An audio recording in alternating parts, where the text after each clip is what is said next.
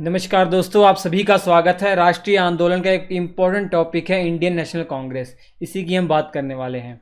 आज के इस वीडियो में इंडियन नेशनल कांग्रेस के कुछ इंपॉर्टेंट तथ्य आप जानेंगे जो परीक्षा की दृष्टि से बहुत इंपॉर्टेंट है। इसके अलावा इसके जो सेशन हुए थे, जो अधिवेशन हुए थे, उनको भी हम देखेंगे। मैं इस वीडियो में आपको 1885 से लेकर 1905 तक जो उदारवादी चरण चला, जिसमें उदारवादी नेताओं का वर्चस्व अधिक था, या कहा जाए नरम दल के जो नेता थे वो उनका वर्चस्व अधिक था, उन्हीं के दौरान जो इन 20 वर्षों में जो अधिवेशन हुए हैं उनकी हम चर्चा करेंगे। तो चलिए शुरुआत करते हैं। परीक्षा की दृष्टि से बहुत इंपॉर्टेंट होगा ये आपके लिए। सबसे पहले तो बात आती है कि इंडियन नेशनल कांग्रेस में कांग्रेस का मतलब क्या होता है। तो कांग्रेस शब्द जो बच्चों ये अमेरिका से लिया गया है और इसका मतलब होता है लोगों का समूह। कांग्रेस का मीनिंग होता है लोगों का समूह। अब बात आती है कि इंडियन नेशनल कांग्रेस की स्थापना कब हुई थी। तो बच्चों, इंडियन नेशनल कांग्रेस की स्थापना एक अंग्रेज ने की थी। एक वो आईसीएस रिटायर्ड अधिकारी था। आईसीएस मतलब इंडियन सिविल सर्विसेज। तो इंडियन सिविल सर्विसेज में जो अधिकारी थे ये रिटायर हो गए थे। इन्हीं के द्वारा इसकी स्थापना हुई। इनका नाम है ए.ओ. ह्यूम। ठीक है, एलन ऑक्टेवियन ह्यूम। 1885 में इन्होंने इसकी स्थापना की थी इंडियन नेशनल कांग्रेस की। अब स्थापना क्यों हुई थी इंडियन नेशनल कांग्रेस की, और अंग्रेज ने ही स्थापना क्यों की थी, इसके बारे में अलग अलग बुद्धिजीवियों के अलग अलग मत हैं। वो नेक्स्ट वीडियो में मैं आपको बताऊंगा इंडियन नेशनल कांग्रेस की स्थापना क्यों हुई थी। अलग अलग जो बड़े बड़े महान हस्ती हैं जैसे लाला लाजपत राय, उनका अलग ही कहना था। उन्होंने एक सेफ्टी वाल थ्योरी दी थी, तो जिसमें उन्होंने कहा था कि जो अंग्रेज उस समय वायसराय था डफरिन, ये डफरिन के दिमाग की उपज है। इंडियन नेशनल कांग्रेस की स्थापना करना डफरिन के दिमाग की उपज है। तो अंग्रेज़ों ने हमें यूज़ किया है, ऐसा लाला लाजपत राय जी का मानना था शुरुआत में। लेकिन वहीं आप पढ़ेंगे गोपाल कृष्ण गोखले, उनका अलग ही मानना था। उन्होंने कहा है कि भले उन्होंने शुरुआत में इस पर्पस से इसकी स्थापना की हो कि उन्होंने हमारा इस्तेमाल करने के उद्देश्य से हमारी इंडियन नेशनल कांग्रेस का गठन किया हो, लेकिन वास्तव में हमने उनका इस्तेमाल किया है। तो अलग अलग बुद्धिजीवियों के अलग अलग मत हैं, वो नेक्स्ट वाले वीडियो में अभी देखेंगे। अभी फ़िलहाल इस वीडियो में इंडियन नेशनल कांग्रेस के बारे में जो बेसिक तथ्य परीक्षा की दृष्टि से महत्वपूर्ण है वो हम पढ़ेंगे, और जो प्रारंभिक अधिवेशन हुए हैं वो हम देखेंगे। तो ये जो एलन ऑक्टेवियन ह्यूम है, हमने आपको बताया, ये एक रिटायर्ड सिविल सर्वेंट थे, स्कॉटलैंड के निवासी थे, और 1906 तक ये महासचिव रहते हैं इंडियन नेशनल कांग्रेस के। याद रखिएगा, ए.ओ. ह्यूम ने भले ही इंडियन नेशनल कांग्रेस की स्थापना की है, लेकिन कभी भी किसी भी अधिवेशन में वो अध्यक्ष नहीं बने हैं। ये परीक्षा में बहुत बार प्रश्न पूछा गया है कि आप बताइए कौन से अधिवेशन में ए.ओ. ह्यूम अध्यक्ष रहे हैं इंडियन नेशनल कांग्रेस के। तो ऐसा कोई भी अधिवेशन नहीं हुआ जिसमें ये अधिवेशन रहे हो। हालांकि 1885 से केवल 1906 ईस्वी तक ये इंडियन नेशनल कांग्रेस के साथ जुड़े रहे, लगभग 21 वर्ष, और 1912 में इनकी मृत्यु हो जाती है। 1912 में मृत्यु होने के बाद 1913 में इनकी जीवनी लिखी जाती है। इनकी जो लाइफ के बारे में पूरी जानकारी एक बुक के माध्यम से लिखी जाती है। वो एक अंग्रेज व्यक्ति होता है, उनका नाम है विलियम वेडरबर्न। वो भी इंडियन नेशनल कांग्रेस के अध्यक्ष रह चुके हैं, अभी उनकी बात आएगी। तो विलियम वेडरबर्न ने ए.ओ. ह्यूम की जीवनी लिखी थी, जो 1913 में लिखी थी। उसी में कुछ ऐसी बातें थी जिसको पढ़कर विवाद मच गया था। उसी में कुछ ऐसी बातें थी कि ए.ओ. ह्यूम और डफरिन की कुछ गुप्त मुलाकातें थीं, जिसके माध्यम से वो षड्यंत्र रच रहे थे कि एक इंडियन नेशनल कांग्रेस की स्थापना की जाए, ताकि जैसे 1857 की क्रांति हुई थी वैसे कोई क्रांति ना हो जाए।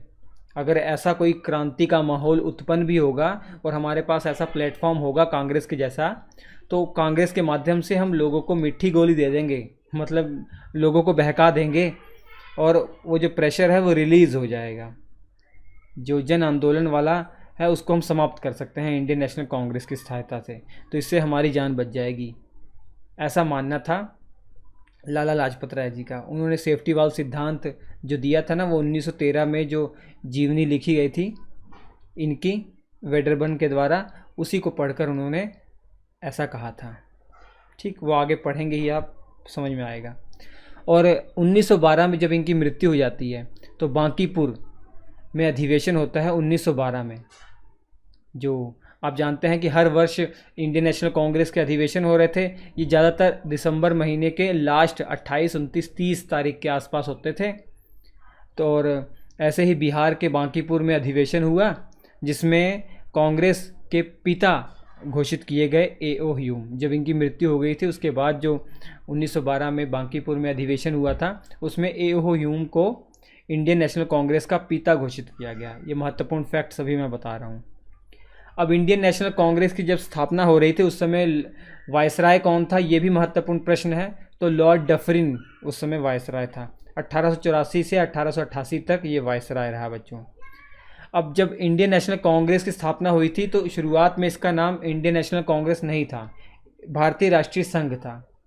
ठीक है, इंडियन नेशनल यूनियन इसका नाम था, लेकिन इसका नाम बदल दिया गया इंडियन नेशनल कांग्रेस। ये किसके द्वारा बदला गया, किसके कहने पर बदला गया? तो दादा भाई नौरोजी, जिन्हें grand old man of India कहा जाता है। दादा भाई नौरोजी एक पारसी थे, बम्बई के रहने वाले थे, बहुत महान हस्ती थे। जो आप जानते हैं लोअर जो सदन है ब्रिटेन का, जिसे हाउस ऑफ कॉमन्स कहा जाता है, जैसे हमारे यहाँ लोकसभा है वैसे वहाँ हाउस ऑफ कॉमन्स है। तो हाउस ऑफ कॉमन के भी सदस्य ये रह चुके हैं दादा भाई नौरोजी, बहुत बड़ी हस्ती थे। तो भारतीय राष्ट्रीय कांग्रेस नाम इन्होंने ही दिया था, तो स्वीकार कर लिया गया उसको। ठीक, इसके बाद अधिवेशन शुरू हो जाते हैं बच्चों। हर साल अधिवेशन होते हैं, हमने आपको बताया। तो पहला अधिवेशन 1885 में होता है और इसका स्थान घोषित किया जाता है, पूना घोषित किया जाता है। लेकिन पूना में हैजा की बीमारी फैल जाती है। उस हैजा की बीमारी फैलने के कारण अधिवेशन का स्थान चेंज कर दिया जाता है। अब अधिवेशन चेंज कर दिया गया, कहाँ पे? बम्बई में कर दिया गया। और WC बैनर्जी को इस अधिवेशन का अध्यक्ष बनाया गया। हर अधिवेशन में एक अध्यक्ष को चुना जाता था। तो पहले अधिवेशन के अध्यक्ष हैं WC बैनर्जी, परीक्षा की दृष्टि से बहुत इम्पोर्टेंट है। और ये पहली बैठक बम्बई में कहाँ हुई थी? तो नोट कर लीजिएगा, गोकुल दास तेजपाल एक विद्यालय है बम्बई में, वहाँ पर हुई थी। और इसमें 72 लोग शामिल हुए थे, 72 लोग शामिल हुए थे। और दूसरा अधिवेशन बच्चों कलकत्ता में होता है 1886 ईस्वी में। और इस दूसरे अधिवेशन के जो अध्यक्ष रहते हैं वो दादा भाई नौरोजी रहते हैं। दादा भाई नौरोजी के बारे में अभी ये बात और नोट कर लीजिए कि पूरे जीवन काल में इंडियन नेशनल कांग्रेस की 3 बार इन्होंने अध्यक्षता की है। ये परीक्षा में पूछा गया है। पहला तो आपको बता दिया कलकत्ता के अंदर 1886 में, दूसरा लाहौर के अंदर 1893 में 1893 में, और तीसरा आपका फिर से कलकत्ता में अधिवेशन होता है 1906 ईस्वी में, तब इन्होंने अध्यक्षता की थी। और दूसरी जो इन्होंने दूसरा जो अधिवेशन हुआ था जिसकी इन्होंने अध्यक्षता की थी, उस अधिवेशन में 434 सदस्य शामिल हुए थे जो 1886 में हुआ था। ठीक, अब इस दौरान एक ऐसी घटना घटी जो आपकी परीक्षा के लिए इम्पोर्टेंट हो सकती है कि अंग्रेज़ों ने 1886 में चार्ल्स एचिसन की अध्यक्षता में एक लोक सेवा आयोग का गठन किया गया। ऐसा नहीं कि भारत में लोक सेवा आयोग जैसे आज है वैसा गठन किया गया कि भैया परीक्षा करवाने के लिए ये गठन किया गया, नहीं, ये एक तरीके से कमेटी थी। चार्ल्स एचिसन की अध्यक्षता में एक कमेटी गठित की गई ये काम जिनको दिया गया कि बताइए आप इंडियन सिविल सर्विसेज ICS में क्या सुधार होने चाहिए, उस पर आप सलाह दीजिए। कोई ऐसा आयोग नहीं गठित कर दिया गया था जिसको काम दे दिया गया आप ICS की परीक्षा करवाइए। नहीं, जो लोक सेवा आयोग का गठन तो बहुत बाद में होगा बच्चों। भारत में 1924 में आसपास लोक सेवा आयोग का गठन हुआ था। शुरुआत में बस चार्ल्स एचिसन की अध्यक्षता में एक लोक सेवा कमेटी कह सकते हैं का गठन किया गया। उनको काम दिया गया कि आप बताइए जो इंडियन नेशनल कांग्रेस मांगे कर रहे हैं क्या वो उचित है। जैसे इंडियन नेशनल कांग्रेस मांग कर रही थी कि जो उम्र है, उम्र सीमा वो आप कम कर दीजिए, बढ़ा दीजिए, 19 वर्ष से 23 वर्ष कर दीजिए। शुरुआत में जब ICS परीक्षा होती थी ना इंग्लैंड में, तो वो 23 वर्ष अधिकतम उम्र थी, लेकिन जब इंडियंस भी उसमें क्वालिफाई होने लग गए तो अंग्रेज़ों ने उसकी उम्र 19 वर्ष कर दी। जो अधिकतम सीमा है उम्र की वो 19 वर्ष कर दी। इससे इंडियंस उसमें सेलेक्ट हो ही नहीं पा रहे थे, तो ये मांगे उठ रही थी कि इसको 23 वर्ष कीजिए। और इंडिया में भी इस एग्ज़ाम को कंडक्ट करवाई है। तो चार्ल्स एचिसन की जो रिपोर्ट आई 1 साल के बाद 1887 ईस्वी में, इन्होंने कहा कि भैया इंडिया में एग्ज़ाम कराने की कोई ज़रूरत नहीं है। हाँ, जो उम्र सीमा है वो आप 23 वर्ष कर सकते हैं, ये इन्होंने एक सलाह दी। ठीक है, इन्होंने सलाह दी। अब तीसरा अधिवेशन बच्चों होता है 1887 में, बहुत महत्वपूर्ण है। मद्रास में यह अधिवेशन हुआ था। तो शुरुआत में 3 प्रेसिडेंसियाँ आपको याद है, बम्बई, कलकत्ता, मद्रास। तो ये 3 प्रेसिडेंसियों में हुआ, आपको याद हो जाएगा। अब याद रखिए, इसके अध्यक्ष जो बने थे वो सबसे पहले मुस्लिम हैं जो इंडियन नेशनल कांग्रेस के अध्यक्ष बने हैं, बदरुद्दीन तैयब जी। इंडियन नेशनल कांग्रेस के पहले मुस्लिम अध्यक्ष का क्या नाम है? तो बदरुद्दीन तैयब जी, याद रखेंगे। यह तस्वीर है बदरुद्दीन तैयब जी की, याद कर लीजिए। यह तीसरा अधिवेशन हुआ था, 607 सदस्य इसमें शामिल हुए थे।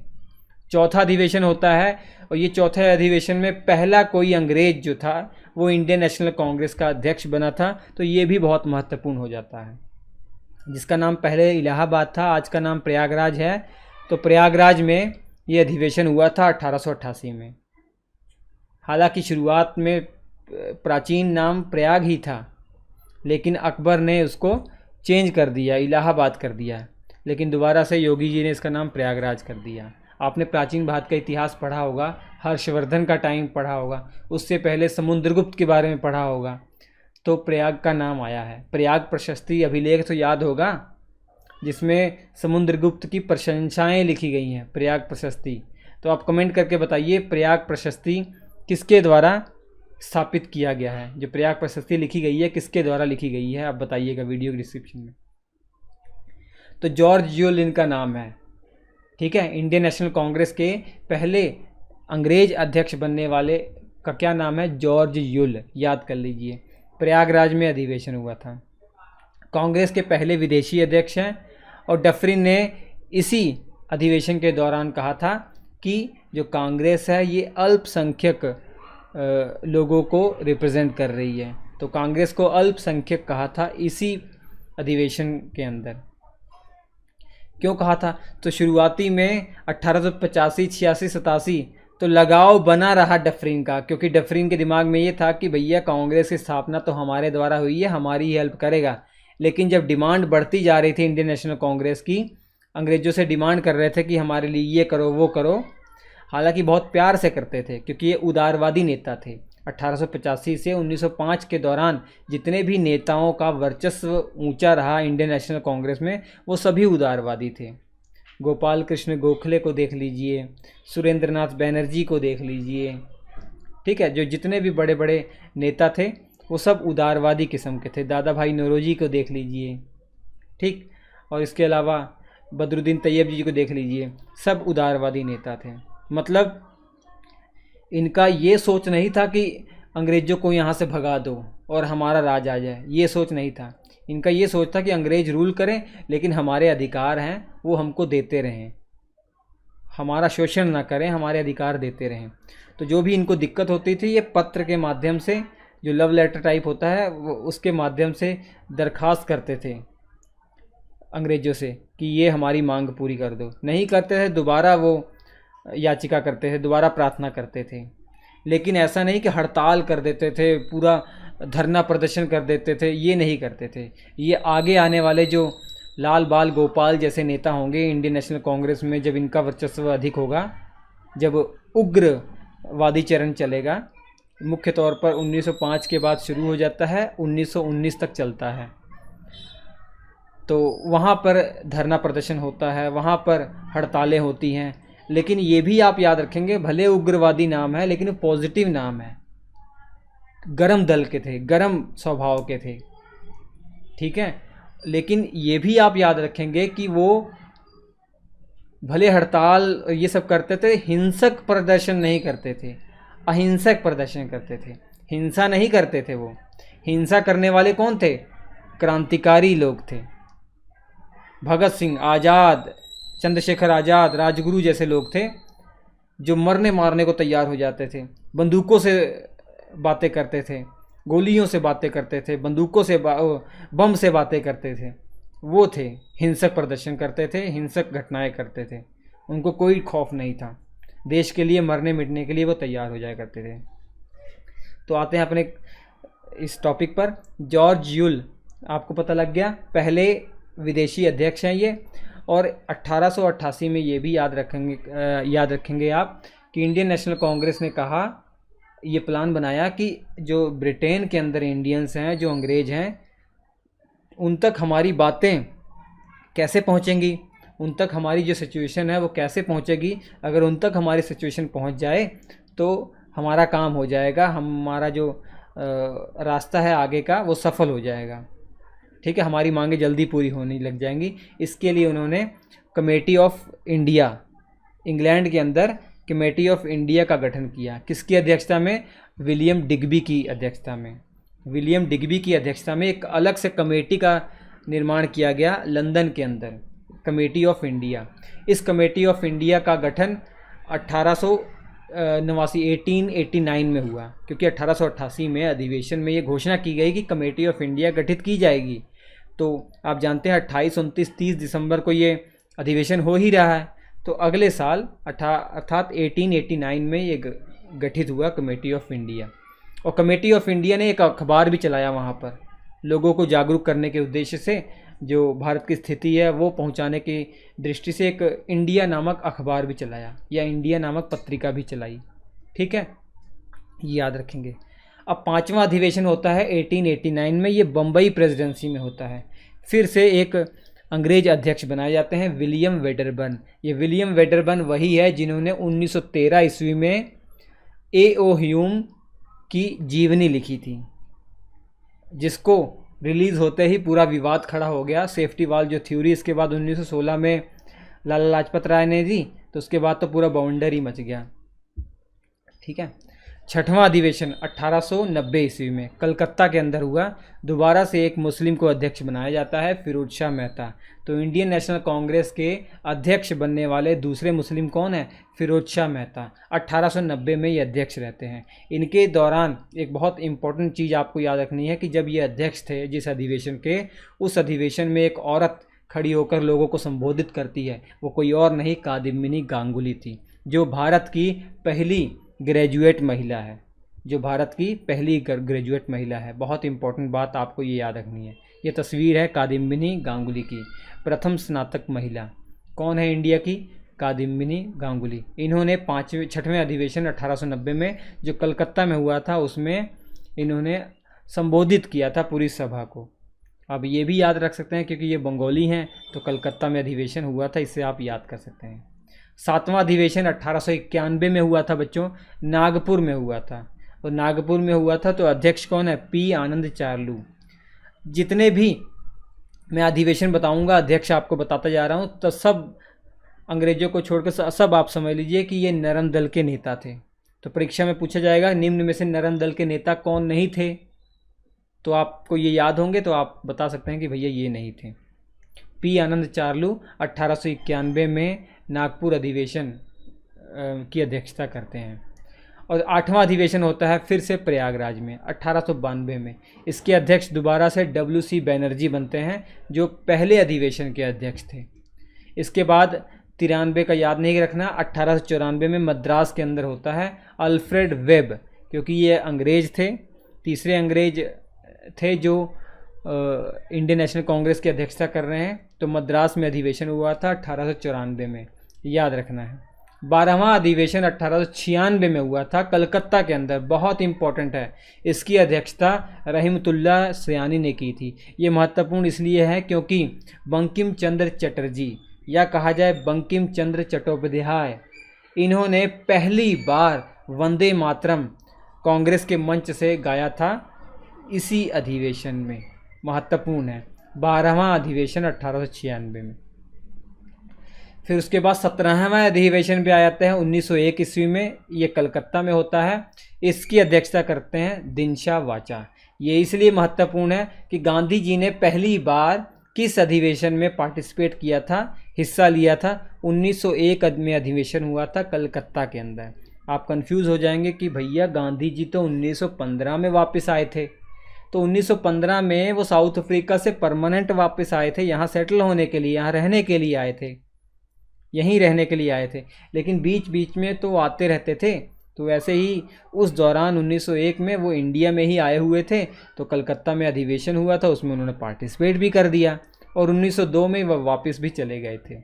ठीक है, तब ये उनकी जवानी की तस्वीर है उस समय। उसके बाद 21वां अधिवेशन 1905 ईस्वी में होता है बच्चों, ये बनारस में होता है। इसकी अध्यक्षता करते हैं गोपाल कृष्ण गोखले। ये अधिवेशन इसलिए महत्वपूर्ण है क्योंकि ये अधिवेशन उस दौरान हुआ था जब बंगाल का विभाजन हो चुका था। लॉर्ड कर्जन जो उस समय वायसराय था, उसने बंगाल का विभाजन कर दिया था, 2 भागों में बंगाल को बांट दिया गया था।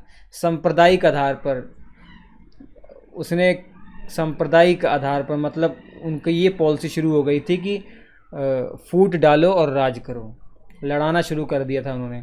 बंगाल को ऐसे ही बांटा था 2 भागों में, एक पूर्वी बंगाल, एक पश्चिमी बंगाल। पूर्वी बंगाल में जो मुस्लिम थी वो मेजोरिटी में थे और हिंदू माइनॉरिटी में थे। जो पश्चिमी बंगाल था उसमें हिंदू मेजोरिटी में और मुसलमान माइनॉरिटी में, वो आपस में उनको लड़ाना चाह रहे थे। तो ये 1905 में बंगाल का अधिवेशन होता है। जब बंगाल का अधिवेशन होता है ना, उस समय हाहाकार मच जाता है पूरा। अब ब्लेम आना शुरू हो जाता है उदारवादी नेताओं पर कि भैया आप लोगों ने 20 साल किया क्या, 1895 से 1905 तक क्या किया, क्या नतीजा निकाला। आप लव लेटर लिखते गए, लव लेटर अंग्रेज़ों को लिखते गए, कुछ उससे हासिल हुआ? देखो अंग्रेज़ों ने क्या कर दिया, बंगाल का विभाजन कर दिया। तो उसके बाद जो लोग थे, आम जनता भी थी, वो भी तवज्जो नहीं देने लग गई। जो नरम दल के नेताओं को उतना वैल्यू नहीं मिलने लगा। अब उसके बाद उभर कर आए जो गरम दल के नेता थे, लाल बाल गोपाल। लाल मतलब लाला लाजपत राय, बाल मतलब बाल गंगाधर तिलक, पाल मतलब विपिन चंद्र पाल। ऐसे ऐसे नेता जो गरम दल के, गरम स्वभाव के थे, उग्र स्वभाव के थे, वो उनका वर्चस्व अधिक रहा। तो इसके बाद जो नेशनल कांग्रेस की जो बागडोर है उन्हीं के हाथों में ज़्यादातर रही, लोग उन्हीं को फॉलो करते थे तब। तो इसके बाद के जो अधिवेशन है वो नेक्स्ट वीडियो में बताऊंगा। 1905 से आपका 1947 तक जितने भी महत्वपूर्ण अधिवेशन है वो मैं नेक्स्ट वीडियो में बताऊंगा, और सारी घटनाएं भी आपको बताता चलूँगा कि भैया ये अधिवेशन में ये हुआ है, इस अधिवेशन में ये हुआ है। तब तक के लिए नमस्कार।